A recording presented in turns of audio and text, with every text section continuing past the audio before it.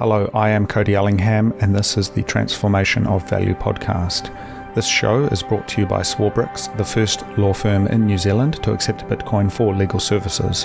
The Swarbricks team are Bitcoiners, and they are knowledgeable about the legal aspects of Bitcoin in New Zealand, as well as general legal advice.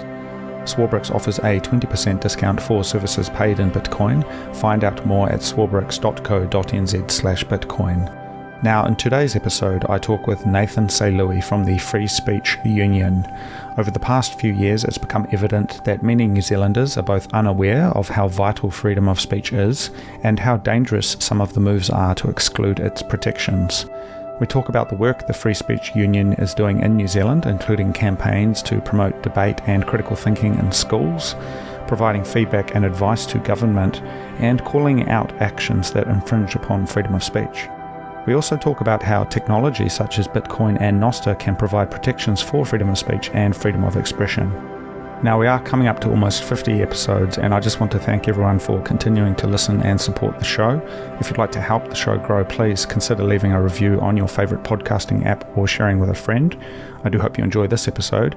If you want to get in touch with me, please send an email to hello@thetransformationofvalue.com and I will get back to you. Otherwise, on to the show. Where are you based, Nathan? In Auckland, so Mount Wellington out east. Yeah. And you're in Wellington, right? Yes, I'm in Wellington for another couple of days, and then I'm actually moving overseas. Oh, whereabouts are you going? Yeah, heading over to Japan first, and then from there, who knows? But my first port of call when I'm in Japan is actually a conference that's really focused on privacy and freedom of speech. Cool. It's looking at a piece of technology called Nostr. Have you heard of that at all? No, Nostr is like an online tool. Yeah, so Nostr, and it's kind of like a protocol that emerged. I guess it's sort of a bit of an alternative to things like Twitter or Facebook. So it's not a platform as such, but it's a protocol that those kinds of platforms can be built upon, and it's decentralized, and it's built in such a way that it's very difficult to censor or impossible to censor. I've been using that, and there's been a real movement as you know, with Twitter and and that has been unfolding. There's been this real movement towards using Nostr. So it's kind of early days, but I'm hoping I can go over there, and I already know a few people who are working with Nostr, but hoping to meet a few more and just sort of talk about that and some of these other ideas that hopefully we can chat about today as well. Yeah, no, for sure. Yeah, it's crazy. Twitter is sort of a bit of a dumpster fire at the start, and has slowly come back into a level of like usability. It's pretty cool though. There's a lot happening on there. Yeah. No, that's great. So look, Nathan, I thought it could be good to just start with a bit of an introduction of yourself and the Free Speech Union and the work that you guys are doing in New Zealand, if that's all right, please. Yeah, 100%. So I'm Nathan, obviously, work for the Free Speech Union, and I have been doing so for the last few months, mainly with events and outreach. So a lot of what the Free Speech Union has done for the past few years has been fairly reactive or responsive. So I've come on board to really push ahead some of our proactive work streams, like the debate series, Free Speech Union doing some stuff in schools and universities as well, and what we're calling our town halls, which is really community meetings to explain to the everyday Kiwi what free speech is and some of the challenges facing free speech in our communities. So that's who I am, and that's what I do. And the Free Speech Union itself is a workers' union, been around for about 5 years, really in response to initially the Auckland Council banning a couple of speaking engagements that were booked at local town halls, and it really sparked up the debate around whether or not that was a censoring or cancelling of free speech, and is that allowed or is that possible for that to happen? So the union started as the Free Speech Coalition, then became the Free Speech Union, and has been operating that way since 2021. And we really just keep an eye on regulations and reforms that are being put through Parliament and other bodies, and make sure that they're playing by the free speech principles that everyone is entitled to, and just keeping an eye on censorship and trying to stand for just everyday Kiwis, really. So that's who we are, and that's what we do, and it's been an interesting 5 years, but we've got a lot on the horizon that we're looking forward to as well. Yeah, that's really interesting. So you say it emerged from that Free Speech Coalition in 2018. Prior to that, I mean, what sort of work was being done in New Zealand around free speech? Was there any other groups prior or that currently still exist, or was it a bit of an empty space? It was, I wouldn't say it was an empty space because there was definitely a few individuals who were moving some things around and having a voice in the space. But to the point which we have organized and operated, there wasn't anything like that. And yeah, so I don't think it was ever the intention to become what it is now either. It sort of has, like I say, been fairly reactive and responsive up until quite recently, and just answering the call of when free speech is under threat or specific individuals. So yeah. Yeah, well, I mean, you say here on the website over the past 5 years, it has become evident that many New Zealanders are both unaware of how vital freedom of speech is and how dangerous Mm, some of the moves are to exclude its protections. yeah. And we've certainly seen some challenges with that over recent years. So you say the organization is trying to evolve from being more, being reactive to being a little bit more Mm, proactive. I mean, tell me more about some of these campaigns that you're doing, especially with like young people in schools. Like, what sort mm. of work does that involve? Yeah, sure. It's well, yeah, the first thing we sort of ventured into was our debate series. And that was really just trying to put on show really the benefits of debate. And then out of that, we saw this huge opportunity for proactive work streams. So one of those is what we're working on at the moment is Free Speech Union in schools, and it's just probably looking at getting in and teaching a bit more of a critical thinking perspective and encouraging open dialogue and just free speech principles. So we're never going in and taking a substance-based stance. We're not going in to say what's right and what's wrong in terms of left or right, those sorts of things. But we are trying to encourage discussion, and especially at that secondary school level. So it's not something we'd do with a new entrance class, obviously. That'd be pretty tricky. But yeah, those year 12, 13 students who are going to be heading to university and some of them the workforce, really trying to equip them with some tools that as they become young workers in New Zealand and even young people who vote in New Zealand, that they have the tools to discuss and debate and really find out what they stand for and what they believe in. And it's not about us telling them what's right and wrong, but just giving them that tool set. So that's one of the things we're working on in schools, yeah. Yeah, so that's with high schools. Have you had anything to do with the universities, and how is this concept of free speech? I guess from your organisation's perspective, how is that interfacing with the tertiary education sector in New Zealand? Yeah, no, definitely. We do hope to get into universities and do a similar type of engagement.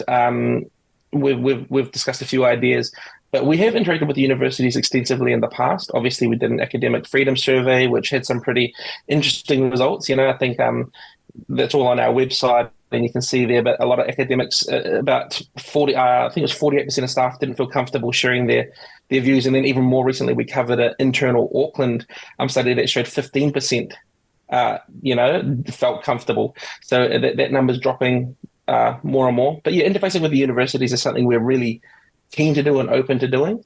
It's just about finding the right space and the right connections there, really. But there's a hunger for free speech and for free speech advocacy at the universities. It's just getting a foot in the door most of the Yeah. time, really. Yeah, that's right. Yeah, I've just brought that article up that you mentioned. The Mm, University of Auckland survey confirms academic freedom is under fire. And certainly yeah. my experience here in Wellington at Victoria University of Wellington, having gone back a couple of years ago to take up a paper, it really, I could feel the difference. Mm, It wasn't the place of, a free exchange of ideas, which is really where the universities came from. It really felt like there was mm, an agenda or a narrative. And for someone who's, 18 or 19 years old, it's very mm. difficult to stand up to that sort of thing. And you get this, 100%. yeah, I mean, you would know, but you get this kind of effect where people start being, ideologically aligned at that young Mm, age, and unwilling to question, and then that feeds on to entering the workforce or entering government and that sort of thing. So certainly, it's sort of mm. challenging unless you get an opportunity to present some of these ideas around critical thinking and freedom of speech. Yeah. Some people may never get exposed to them. 100%. And that's, I mean, university, to be honest, is almost too late to start to introduce some of these teachings, which is why we're really interested in the high school level as well. There's a few different courses that you can do through the New Zealand Secondary Institute. Obviously, there's NZQA and there's Cambridge, but there's IB as well. And IB specifically has a critical thinking stream that they include in their curriculum. Um, so, yeah, we just want to make sure that there's options in schools and universities for young Kiwis who, like you say, they're entering the workforce, they're entering government. If it continues the way that it's going, you see in the States, there's actually a hesitancy to employ any university educated people. So it's having a knock-on effect in a huge way. Yeah, interesting. So, in terms of your organization, you're up in Auckland, but have you got Mm. people throughout the country? Do you work with volunteers? Like, how does your Yeah.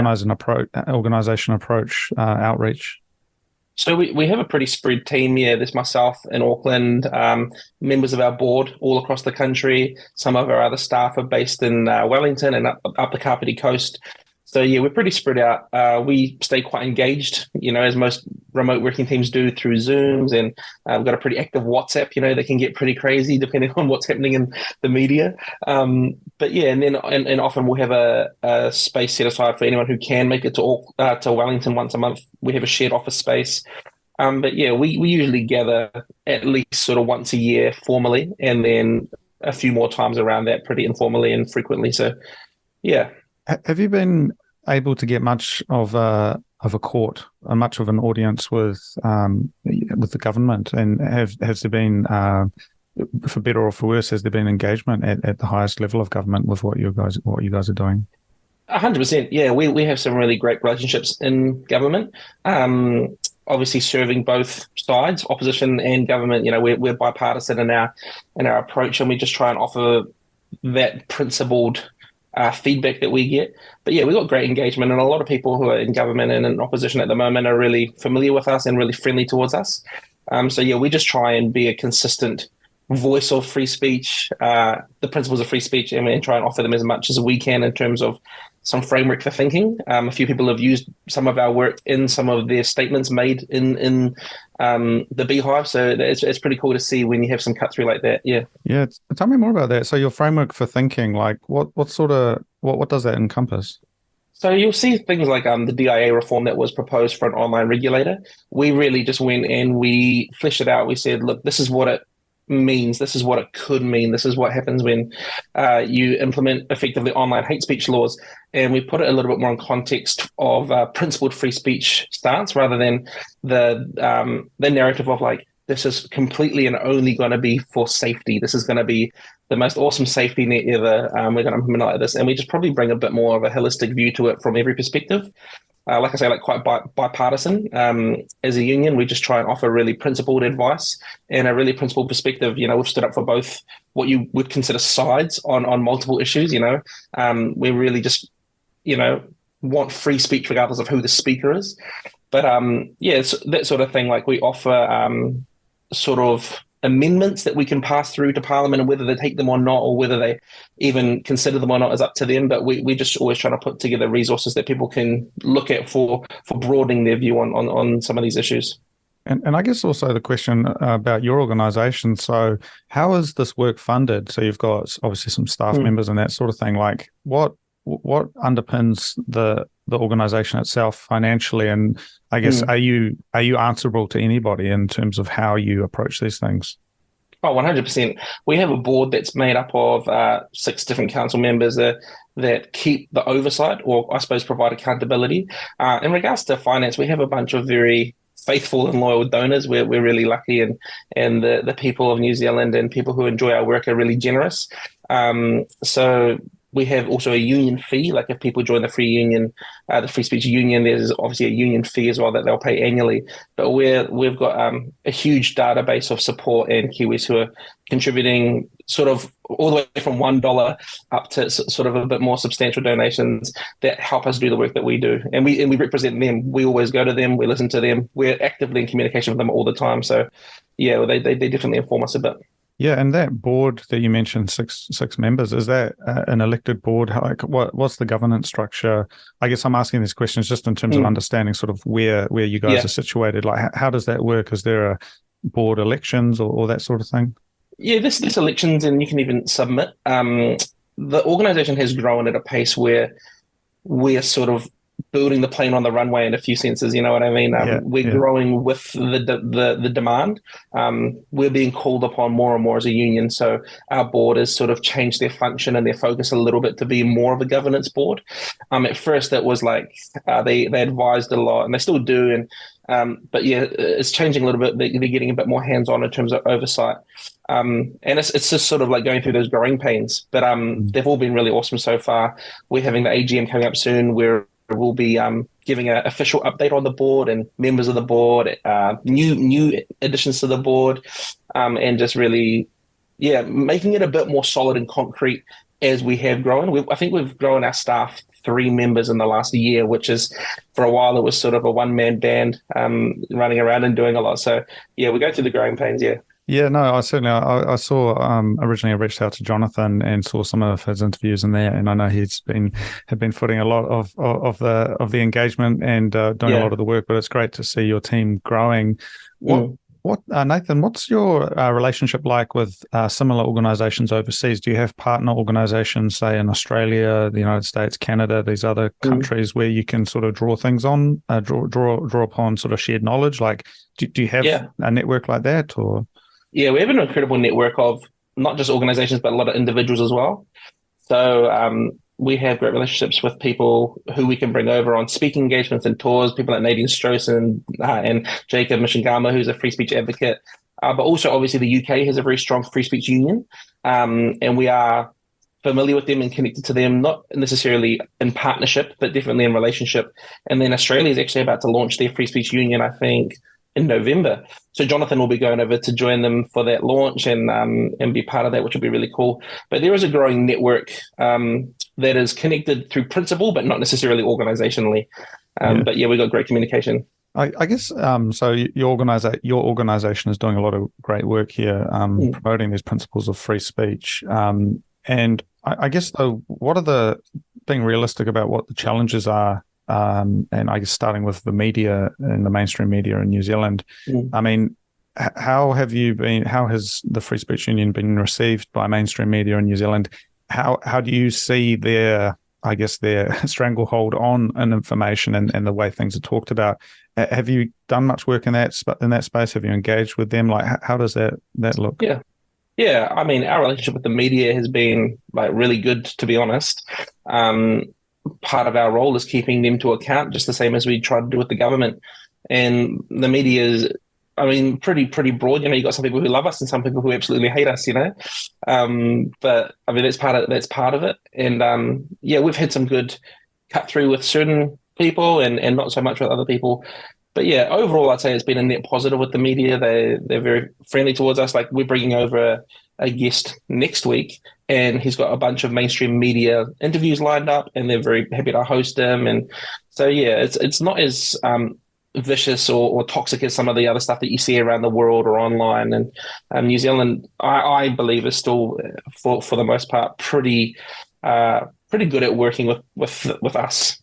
Yeah, that's interesting because I know there's been a lot of criticisms around the funding mechanism, and that's sort of why I'm curious about understanding your organization's funding mechanism as well, because with the Public Interest Journalism Fund, which is a bit of a bad acronym these days, but this idea that the government was paying the media to promote certain topics and at the expense of others, is that something that you guys are exploring or that you're have raised as an issue, this idea of government media collusion around what gets talked about and how it gets talked about?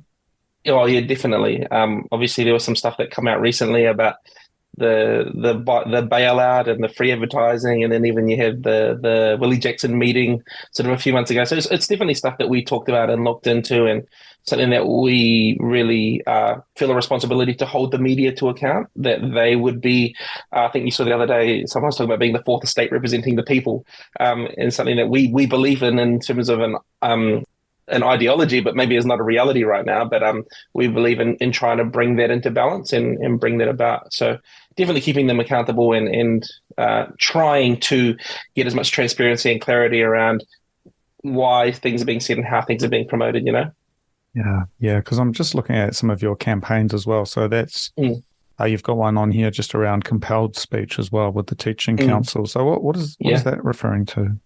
So there was an incident that we covered where there was a teacher obviously got into a bit of hot water for refusing to use a preferred pronoun.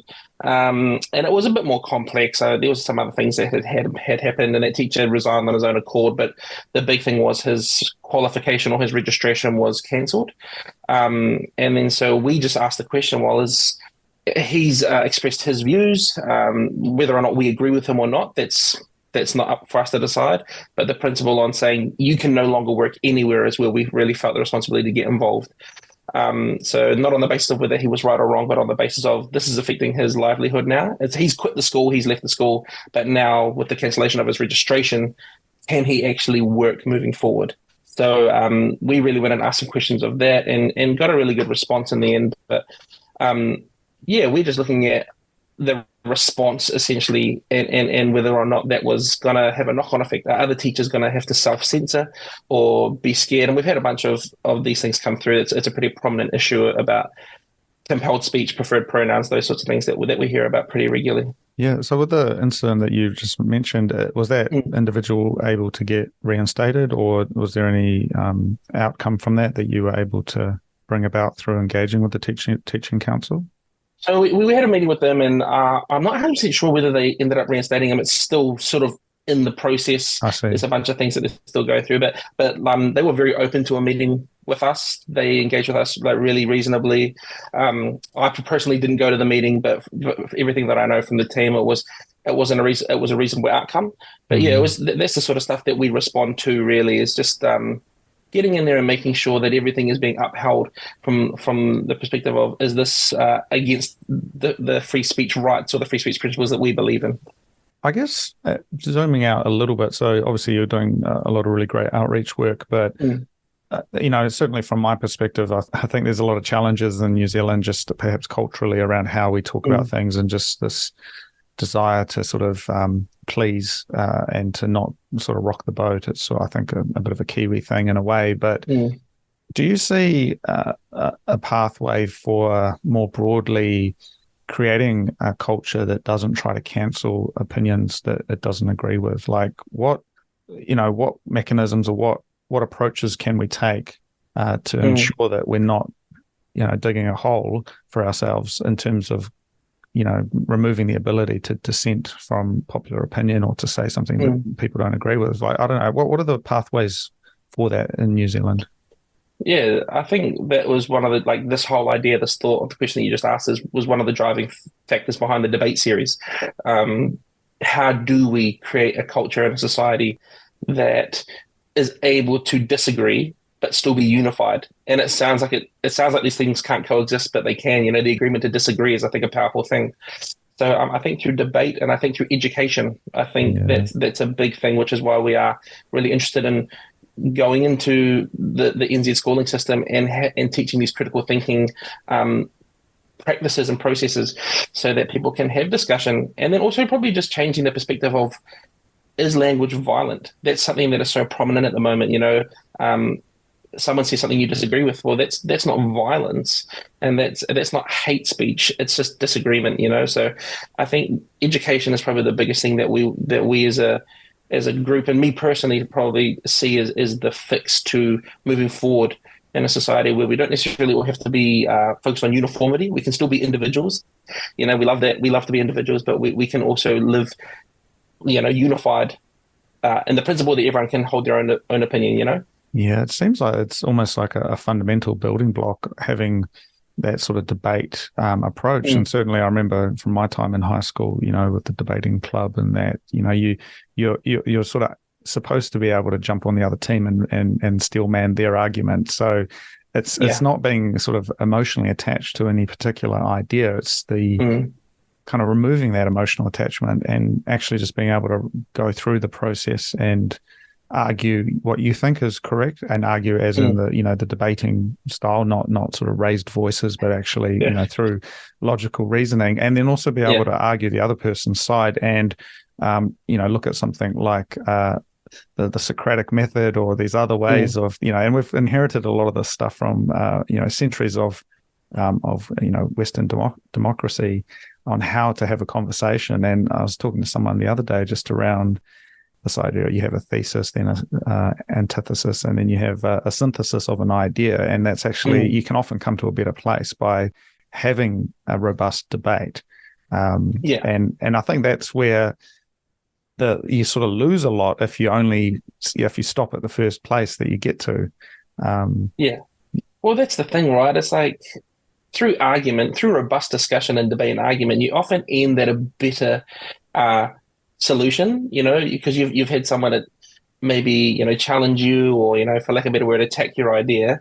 And it forces you to really think about it and think through the flaws and think through, well, do I believe this? And if the answer is no, you have to be big enough to accept that. If your mind is changed, you have to be, and I suppose this is the thing, you have to be confident enough in your identity, independent of that idea, that you are okay to put it aside and take up a new perspective. And I think that's one thing that we see. There's a lot of this intertwining of idea and identity that people really, really hold tightly to, that if you touch an idea that they live for, breathe for, really believe in, that you're attacking their identity, and a buzzword that comes out all of a sudden is their existence. So that it leads you down that road of you're violent towards me, these sorts of things. But yeah, we really need to encourage and foster an environment for debate.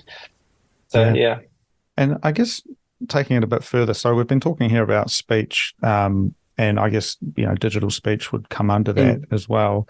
But going a little bit further and looking at something like money, and we certainly have seen sort of challenges emerging around the censorship of how you can spend your money, or if you're involved with a certain organization, perhaps your bank accounts get frozen, these kinds of things.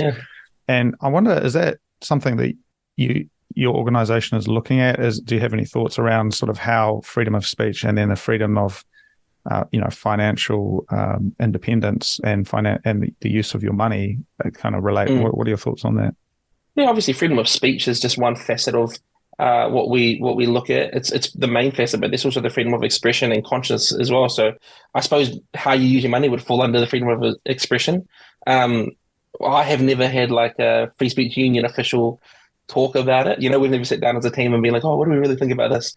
But yeah, it is interesting. And like I listened to a few of the episodes, obviously, that you've done of the podcast, and found really interesting all the things you were talking about with the crypto market and Bitcoin specifically. And yeah, it is interesting, like how much reach does the government and the banking system have into your freedom? Can you spend money here and there? And obviously overseas, we see instances where people are fined instantly, or their accounts are restricted. I even know in Canada, someone's account was frozen recently for being a Christian.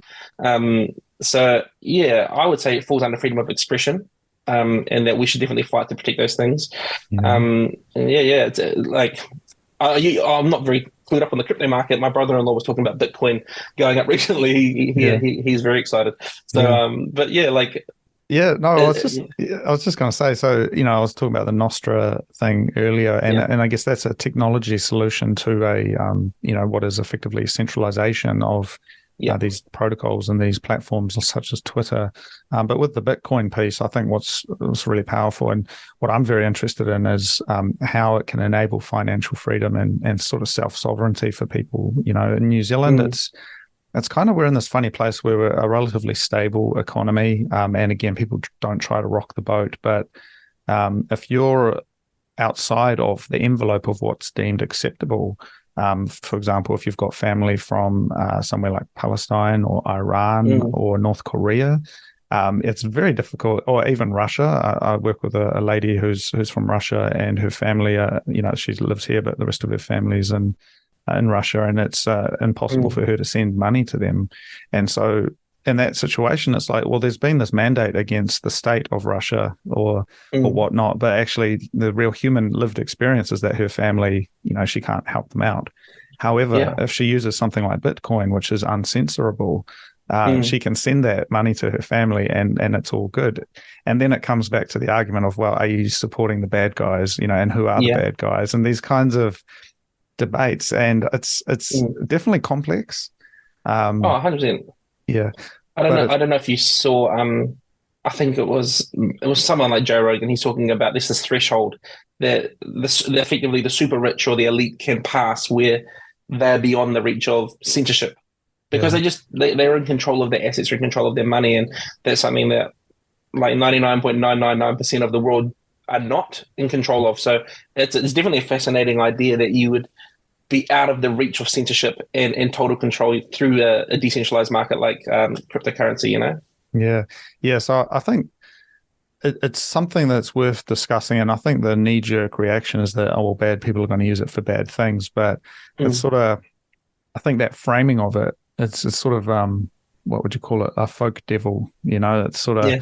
the boogeyman is going to do something. But really the lived experience, I know firsthand, this lady that I work with, and she's, extremely upset, trying to help her family out, or not even that, just places that don't have access or reliable access to, the Western financial paradigm. There's many places in Africa and emerging economies where you kind of have to use something like Western Union to remit money, and it's a real pain. And so you got to go and line up at the shop and at the Western Union shop in whatever country you're trying to send it to, and that's actually very dangerous in itself. Whereas if your family member or friend has this app on their phone, they can just receive the Bitcoin and then they can start using it. And I think that's certainly something I don't see being talked about in New Zealand because we sort of generally have a financial system that works. But I think with some of the things happening in Canada and to an extent, I think recently in the UK as well, there was a politician who had his bank account closed for something that he said. And it was sort of like his personal position then meant that the bank was able to pass judgment on his personal position or what he had said. And it sort of relates to sort of some of the stuff you've said around, workers' rights and sort of should they be, on the clock for what they say on social media after they've finished work. So it's sort of like, what if you can be debanked by saying the wrong thing, I mean, I don't know, that's sort of pretty dangerous, a dangerous 100%. precedent. Yeah. And I think like you sort of mentioned that boogeyman, that sort of idea of like, if we allow this, it will play out into the worst possible scenario, is something that censorship often leans on. Like, if we allow this to be said, it's going to be said every minute of every day, like at the target demographic that's going to hurt it the most. And they often try to pass through these safety laws or these safety nets under the guise of, look, it's going to happen. The worst, like everything's the worst case scenario, rather than allowing people to self-govern to a degree. And I think that's one thing is like, people need to be able to self-govern in order to be fruitful, to be successful. Otherwise, you create a dependent state, right? And then when you become dependent, it's actually not set up to look after all these people. So there has to be a bit of trust inbuilt there for self-governance, for people to make mistakes and learn and grow. But if you just set up this boogeyman mindset mentality that we'll make all the decisions, we'll decide what's safe and we'll decide what's appropriate. And I don't think anyone wins in that situation. Yeah, and I think, I agree. And I also think it sort of asks the question about what is the role of the state, because, I certainly know that when I'm around my grandparents, I'm going to be very polite and I'm not going to say any bad words. And I respect them and they're my family and they're able to have that effect. Whereas when it's the state who's saying you cannot say this, you cannot do that, you cannot send money to this person, it's sort of this kind of stick. And it sort of breeds a system of contempt for authority, I think. And I wonder, coming back to the education piece, it's like in a civilized, society where debate is promoted and people have the opportunity to express themselves, maybe there's a role for family or friends or kind of local community to take this kind of kaitiaki and this kind of responsibility for helping guide people towards what is truth and what is important and what is right, as opposed to kind of the state mandating it. And I think that's sort of where the role of the state and the role of family, for example, and local groups like churches and things, sort of there's kind of two sides, right? Or maybe perhaps more of a spectrum, but yeah. 100%. And that's probably something that I'm extremely passionate about, is really what is the role of the government. And then what I would say is probably one of the things that's missing from today's society is a heavy influence from like bodies like the church. I think you look through the early Western civilization, you see the church was responsible for a lot of the community care that was now expected of the government. They looked after the poor, the imprisoned, the orphan, the widow. Institutes like universities and hospitals were started through like the church. And as the West has become sort of detached from that Christian mindset or those Christian morals, there's a dependence on the government that's become quite unreasonable and hard for the government to manage. And I look at the government and I feel bad for them because it was never intended for them to be responsible for everything for everyone. That they've almost stepped into that position out of necessity because the influence of the church has become a lot less, in my opinion. You can probably guess what I do on Sunday, but that's my personal view. It's like I really think that the influence of the church is sorely missed today because they were quite influential and informative in our societies. Yeah, and it's interesting because it's exactly in the Anglosphere, the Western countries, that we're seeing this largest attack on the freedom of speech and this kind of censorship mode. And I mean, it goes back to something like Nietzsche and the kind of the death of God in terms of the move towards the state replacing a higher religious affiliation. And it's sort of it is, yeah. It is like the state has become all things for all people, and it's sort of perhaps the root of or part of the root of the problem here is that we're relying on government to do everything and to be the big daddy basically that kind of looks after us, and there's not that same level of individuality or nuance that you would get with a local community. 100%. And whether it's a secular organization or a church or whatever, even 5 million people is not that many, but still that's way too many for any kind of representation to exist. So, yeah. I think that's what people have become dependent on the government to represent them, and it's not the government's necessarily primary role. Like it's their role to protect us. Security is really good and law and order, and to make sure that we have what we need in regards to infrastructure. But when it comes to looking for representation, that's what those other organizations that you alluded to are really like primary for. And I think that it develops your sense of identity, which means you don't get attached to ideological ideas so much, but more in terms of like the community you're a part of, and I think it's just a better setup.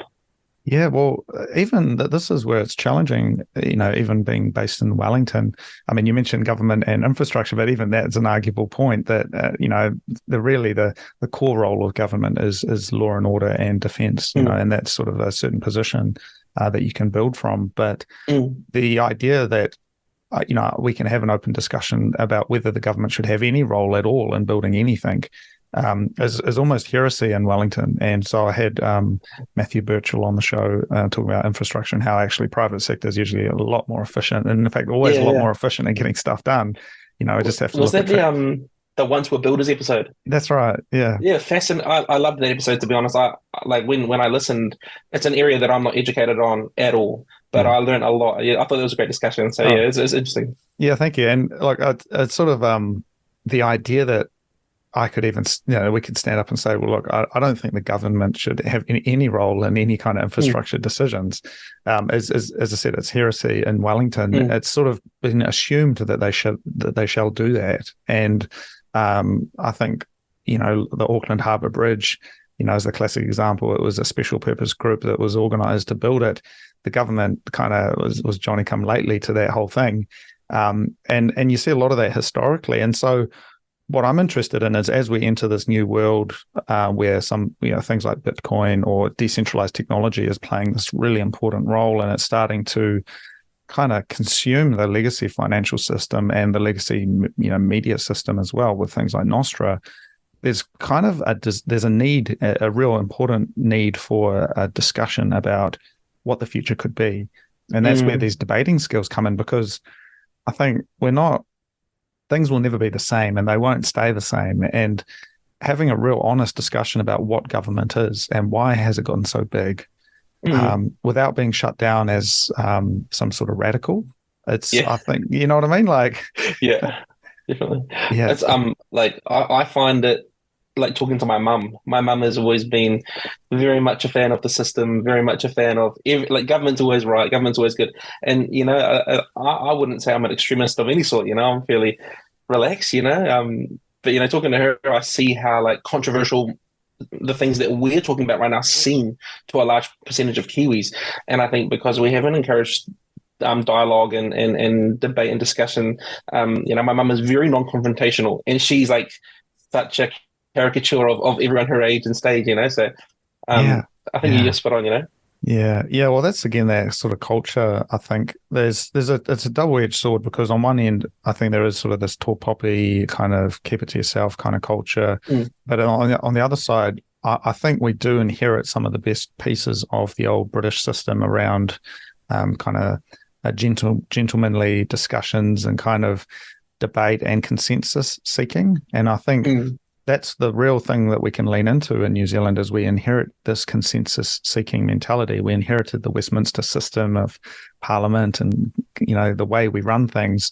Unfortunately, we haven't really got any, as much constitutional clarity as other countries, but certainly we've got enough to work with.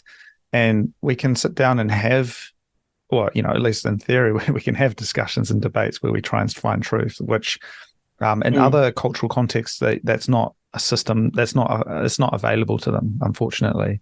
Definitely. And so I think that's something we can be really proud of, but then starting to deconstruct that is also very problematic, and you start entering this dogmatic era when even talking about something that you're not represented by, for example, talking about the Treaty of Waitangi, or talking about Maoridom, or talking about a culture that you're not directly affiliated with, it's seen it, you're not allowed to do that. You're not allowed to be part of the discussion, and you sort of have been excluded, and you create this sort of silos of discussion and these echo chambers, and it's very destructive to democracy. I've always found it fascinating that it seems like some of these, people hold certain views. Their answer is to segregate. It's like only we can talk. We want exclusivity in these environments. We want to be the only people to speak on it. And like you say, it creates an echo chamber, and it doesn't allow people to learn. And that's probably one of the forgotten elements of free speech. It's not just the right to speak and be heard, but it's also the right to hear other people speak and learn. And if we close those doors and make it an elite few or an exclusive group who can participate in conversations and topics that are across the board, we're really not going to get anywhere close to the unity that you need to be a functional country or a society, So we definitely need to be a bit more welcoming to newcomers. Yeah, absolutely. I think there's a lot of work to do, and I think what you guys are doing is really great. And I think connecting that in with certainly some of the conversations I've had on this podcast around that's kind of some of the emerging technology, because I think there is an awareness that something needs to happen, something needs to change, because it's not healthy, and in many ways, New Zealand feels like it's going backwards. And I mean, certainly one of the reasons I'm looking to get out of here, it's sort of not feeling like there's just not that there's not that spark of energy, that spark of passion. It's sort of, we're just sort of stumbling through this whole thing, and the topics that are able to be discussed are kind of ring-fenced and limited. And you can talk about the rugby, and you can talk about Argentina and the All Blacks, but do not touch the role of the state in building infrastructure or mandating what people do with their bodies or that sort of thing, right? And it's sort of, I still think there's some challenges with the media as well, and that's just I think a function of being a small country. We don't have a really diverse media. And especially with the potential of there being that pay to play sort of system coming in, like I think Facebook was censoring links, like unless certain links had paid for advertising rights or shareability. I'm not sure, I can't remember the exact language they used, but there was a lot of discussion around that about selling effectively visibility, which would effectively rule out all these smaller media participants and companies. So there's still ways to go. Yeah, and I think also coming back to what you talked about, this idea that, if you give people an inch, they'll take a mile when it comes to free speech. I think that's something that's probably, it's not a mental framework that is talked about, or it's not given enough analysis or time to really be well known, because the classic thing, is like, well, what about neo-Nazis and what about the bad guys and all of that? And you got a little piece here on your website about sort of what that means. But the reality is, like, if you can have an open discussion and you can have a a wānanga, and you can have a conversation about these things. Mm. You can actually get to the root of where a lot of these things came from, and you can actually shine a lens on yourself. And so before criticizing someone, you can say, well, actually, what was the historical context for this? Where did we get to? How did we get to this? And you can actually learn a lot by kind of investigating these things and not just shutting them down. Yeah. And that, I think, that would you say that's sort of what we're getting at here is sort of, there's a lot you can learn by having conversations instead of just turning people off. Oh, 100%.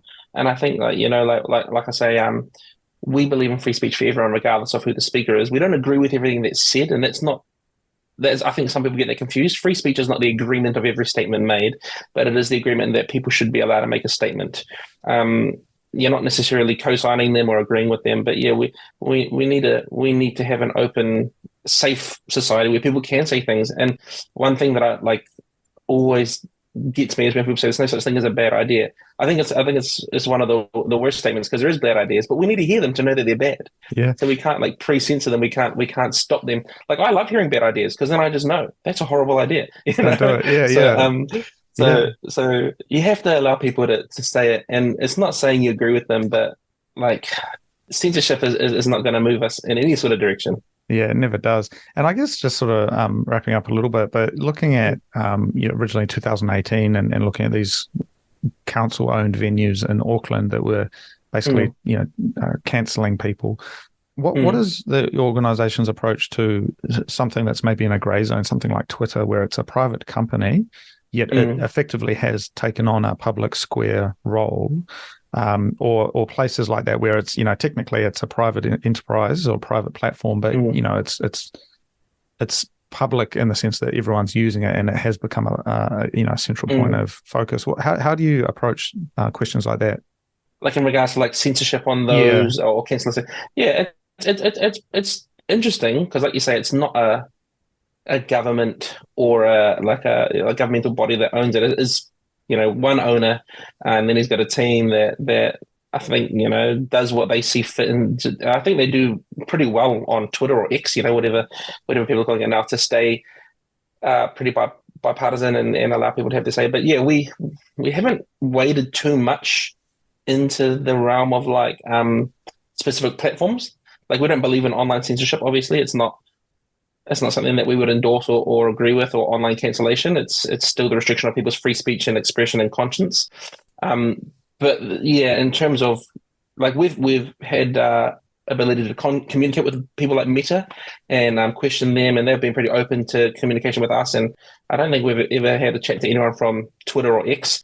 But yeah, like, people should be free to post online. And I always remember this famous stand-up bit about online bullying, and just how easy it is to stop online bullying. Just close the screen, So I'd probably sit in that camp, which is, that's my personal stance. I'm like, if I see something I don't like online, well, I'll scroll past, or I'll unfollow, and I don't need to go then on this doxing campaign or cancelling campaign. So and especially if it's with your children or something, you just say that starts with the parents and saying, well, look, time to go to bed and close the computer, instead of letting it fester. Cool, man. So thank you so much, Nathan, for sharing the work the Free Speech Union is doing in New Zealand. If people want to follow along on the journey or sort of learn more, where can they go? Yeah, if you want to see what we're doing, you can head to fsu.nz. That's our website, or on Twitter at NZ Free Speech. We also have a Facebook page. And yeah, the 2024 calendar is looking pretty awesome in terms of things that people can participate in, a bunch of events across the country. And yeah, sign up to our emails, our database, and you'll get all the updates that we send out every week around what's happening in terms of reforms, regulations, work that we're doing. So yeah. Yeah, no, that's great. And I got one more question I have to ask. Yes. So you take donations. Yeah. Have you ever thought about taking donations in Bitcoin? Oh, yeah, I don't know. We should. I mean...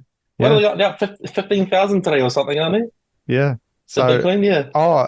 In New Zealand dollars, one Bitcoin, it must be over $50,000 today. So But it just went up. The market's quite good at the moment. Yeah, we need to look into it. We're entering into the next phase potentially. So because I'm happy to introduce you offline to people who could help you with that, because there's some systems. I see you have a donation system on your website here, because I certainly love the work you guys are doing, and if I could send you some Bitcoin, I absolutely would. So maybe we can pick that up offline. But otherwise, we could.